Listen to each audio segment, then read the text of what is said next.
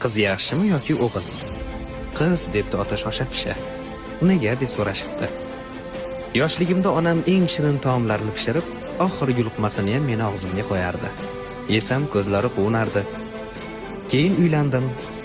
Ayolim shirin taomlarni pishirib menga berar, yesam o'zi yegandek xursand bo'lardi. Keyin o'g'il ko'rdik. Dasturxonda nima yegim kelib ko'zim tushsa, o'g'lim o'shani mendan oldin olib shartta og'ziga soladi. Mendan oldin ulgurib qolganiga xursand bo'ladi yaramas. Keyin qiz ko'rdik. Dasturxonda o'tirsak, qizim o'zi yaxshi ko'rgan yegulikni olib menga yedirmoqchi bo'ladi.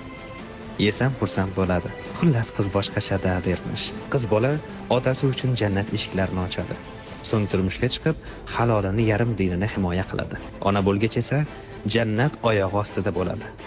Agar bu so'zlar asl ma'nosi tushunilganda edi, butun dunyo musulmon erkaklari qiz farzand tug'ilishdan xursand va g'ururlangan bo'lardi.